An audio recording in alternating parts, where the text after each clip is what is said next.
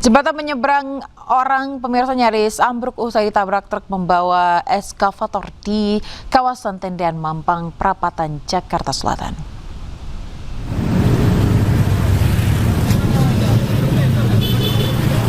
Jembatan penyeberang orang atau JPO di kawasan Tendean ini pemirsa nyaris ambruk dan rusak parah usai dihantam truk membawa beko eskavator. Kerasnya hantaman membuat tiang JPO copot dari beton penyangga. Kondisi ini membuat JPO tidak bisa digunakan. Peristiwa bermula saat truk bermuatan eskavator ini memaksa melintas di Jalan Tendean Raya, Mampang Perapatan saat menuju Blok M. Diduga sopir tidak mengukur tinggi JPO dengan muatan truknya. Arus lalu lintas di sekitar lokasi masih bisa dilintasi, namun para pengendara terpaksa harus berjalan pelan dan berada di sebelah kiri.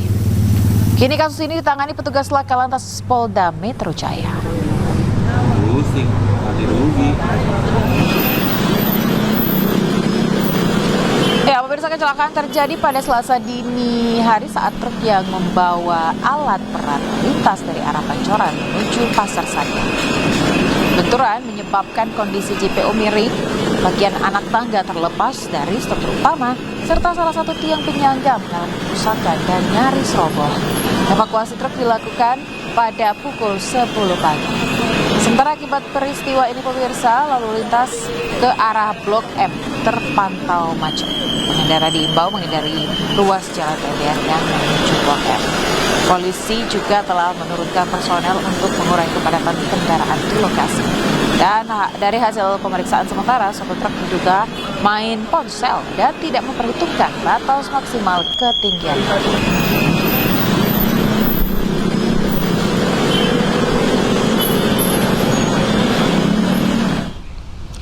Ya pemirsa, untuk mengetahui informasi terkini kita akan bergabung dengan rekan Indira Utomo yang berada di JPO di kawasan Tendean, Mampang, Jakarta Selatan. Selamat siang Indira, seperti apa proses evakuasi di sana, apakah masih berlangsung? Ya, selamat siang Ayah dan juga pemirsa. Untuk kali ini proses evakuasi memang sedang dilakukan oleh suku dinas Bina Marga menggunakan alat berat. Dan untuk saat ini tadi dari pihak Dinas Bina Marga juga sempat mengecek untuk kondisi JPO ini apakah nantinya bisa segera diangkat begitu untuk truknya. Dan alat berat ini sendiri datang dari suku Dinas Bina Marga, berjumlah 3 truk saat ini sedang melaksanakan proses evakuasi. Dan untuk kondisi dari JPO ini sendiri memang terlihat cukup parah lantaran truk bermuatan cukup besar ini mengendarai truk memang tidak dalam konsentrasi atau dalam penggunaan telepon genggam. Dan untuk struktur badan tangga ini juga sudah terpisah dari badan tangga sehingga untuk JPU memang tidak bisa lagi digunakan.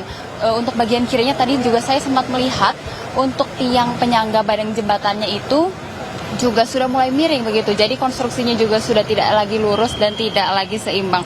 Untuk arus lalu lintas tadi berdasarkan keterangan dari Polantas yang bertugas di sini, ada pengalihan arus lalu lintas dari jembatan layang itu nantinya akan dialihkan ke Warung Buncit. Dan hingga saat ini proses evakuasi masih terus dilaksanakan untuk melihat apakah truk pengangkat krain ini bisa segera dipindahkan dari badan jalan. Dan tadi sebelum truk besar badan pengangkat jalan ini tiba begitu, untuk arus lalu lintas memang dari mobil dan juga motor hanya menggunakan lajur sebelah kiri, mengingat untuk truk pengangkut krain ini berada di sebelah kanan dan memang menghalangi badan jalan.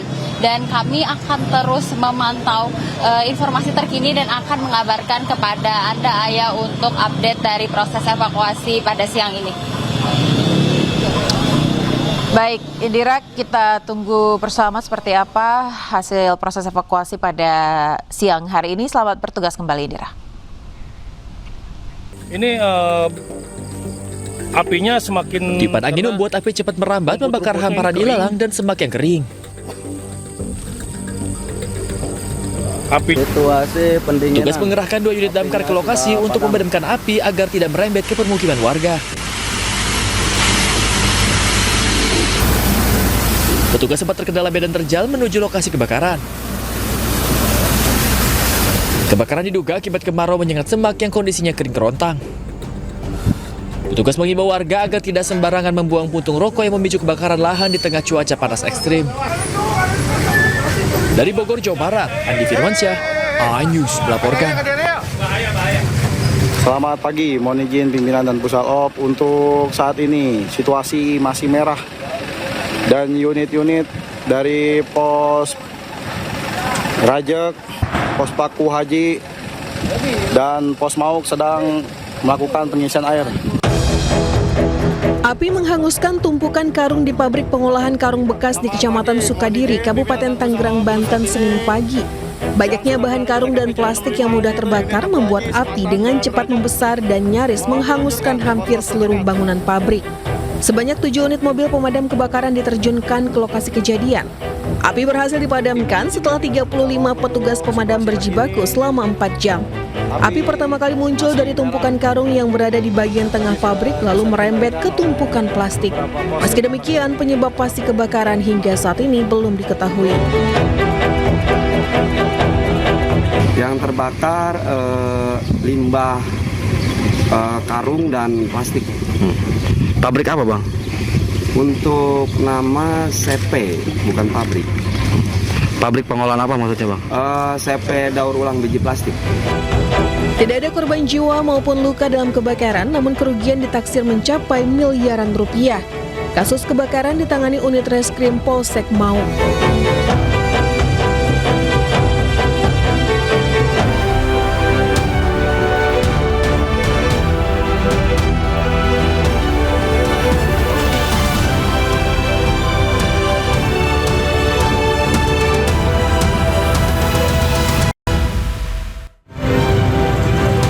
Kemacetan panjang terjadi usai truk pengangkut alat berat tabrak JPO di Jalan Kapten Tendean, Jakarta.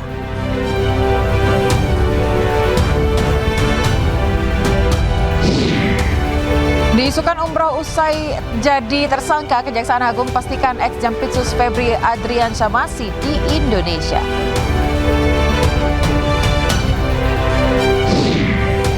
Amerika Serikat dan Iran kembali tutup Selat Hormuz usai kedua negara saling serang.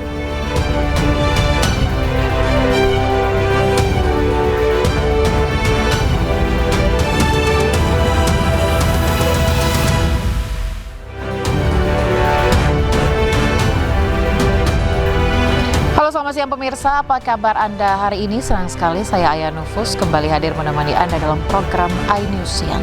Selain 3 berita utama tadi pemirsa, iNews Siang juga akan menyuguhkan beragam informasi penting lainnya.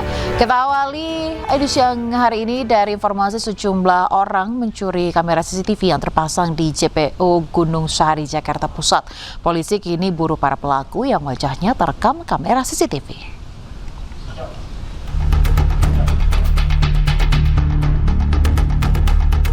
Aksi maling di ibu kota kian hari kian nekat. Seperti yang satu ini, sejumlah orang terekam sedang mencuri kamera CCTV jembatan penyeberangan orang di Jalan Gunung Sahari Raya, Sawah Besar, Jakarta Pusat. Sebelum membongkar kamera CCTV, salah satu pelaku naik ke pagar JPO dan mempreteli rangkaian kabel yang terpasang di kanopi JPO. Sementara kedua rekannya berjaga. Hanya membutuhkan waktu singkat, para pelaku berhasil membawa kabur kamera CCTV milik Diskom Info dan Statistik DKI Jakarta. Kami menduga pelaku ada 2 orang. Nah, ini memang baru kali pertama terjadi atau sudah di beberapa titik? Sudah ada beberapa kali kejadian pencurian CCTV, namun pelakunya sudah kami amankan. Mungkin yang ini pelaku yang berbeda atau dari kelompok yang sama, kami mesti melakukan penyelidikan. Kalau dari pihak terkait dalam hal ini punya Diskom Infotik, Jakpus ya, itu sudah ada laporan? Sampai dengan saat ini kami belum menerima laporan pencurian yang dibuat oleh Diskom Info. Para pelaku beraksi pagi hari saat kondisi JPO masih sepi dari pejalan kaki. Dan polisi kini memburu para pelaku. Kamera CCTV dipasang di JPO untuk mengurangi aksi kejahatan yang kerap terjadi di tempat publik. Namun kini kamera CCTV justru ikut menjadi sasaran aksi pencurian.